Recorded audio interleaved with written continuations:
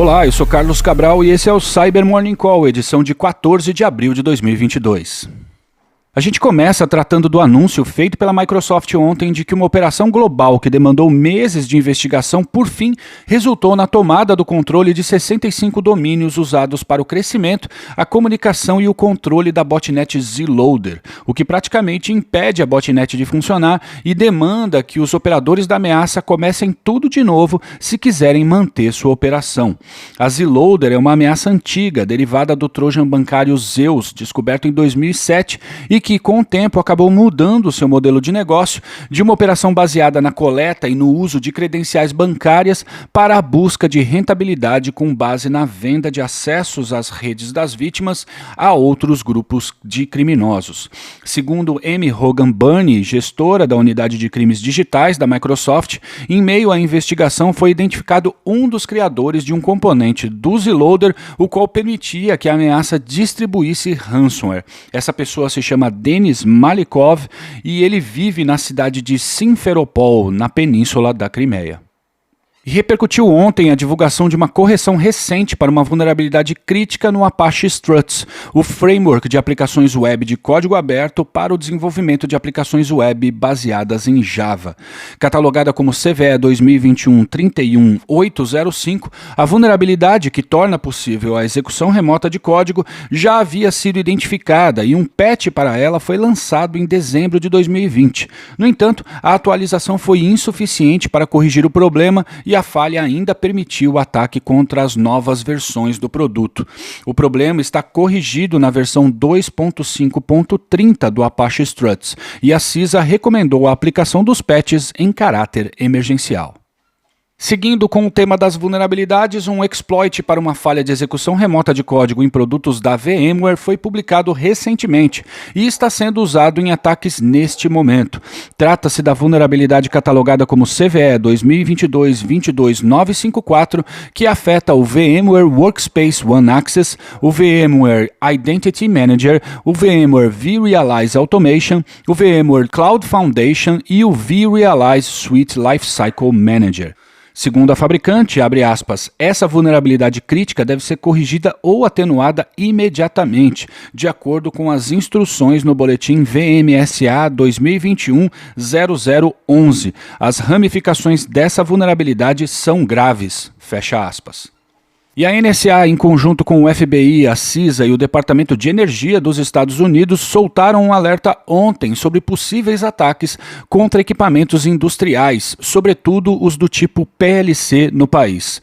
PLC é a sigla para Programmable Logic Controllers, em uma tradução livre para o português, controladores lógicos programáveis. De modo geral, esses equipamentos são computadores industriais cujo objetivo é controlar motores de diversos tipos, de robôs de linhas de produção até centrífugas de usinas nucleares. E o incidente mais famoso envolvendo esse tipo de equipamento foi com o malware Stuxnet, descoberto em 2010 e que foi desenvolvido pelo governo americano em parceria com as agências de inteligência de Israel e do Reino Unido, de modo a atrasar o programa nuclear iraniano. Voltando ao documento publicado ontem, as agências do governo americano alertaram para a existência de grupos de adversários avançados que possuem a capacidade de executar ataques contra a infraestrutura crítica do país e cita 3 tecnologias em especial: os PLCs da linha Modcon e Modcon Nano da Schneider Electric, os modelos NJ e NX da Omron e servidores baseados na plataforma OPC Unified Architecture. O documento lista o comportamento comum em ataques contra essas tecnologias e possui uma série de sugestões para mitigação de riscos. Link aqui na descrição. E em linha com o alerta do governo americano sobre ataques contra sistemas industriais, a Mandiant publicou um estudo ontem sobre um novo conjunto de 3 ferramentas de ataque contra servidores OPC e PLCs da Schneider Electric e da Omron. As ferramentas foram apelidadas em conjunto de InController e são compostas primeiramente por um mecanismo de scan batizado como Tagrum, que tem a função de buscar por servidores OPC em uma rede, enumerando suas características e conduzindo ataques de força bruta contra esses equipamentos. Outro mecanismo denominado como Cold Call foi desenvolvido para buscar por PLCs da Schneider Electric e atacá-los. E por último, a ferramenta OMShell tem funções semelhantes, porém focando nos PLCs da Omron. Segundo a Mandiant, esse conjunto de ferramentas pode ser usado em ataques com o objetivo de degradar a performance de uma planta industrial e também podem ser incorporados a operações visando sabotar processos industriais ou desabilitar controles de segurança que podem levar à destruição física de equipamentos industriais, o que, em último caso, tem chances de causar uma tragédia que cause a perda de vidas humanas. Os pesquisadores afirmam com moderada confiabilidade que a ameaça é patrocinada por algum Estado-nação, considerando a complexidade e as especificidades dos artefatos. Não há indícios que liguem o WinController a qualquer grupo conhecido.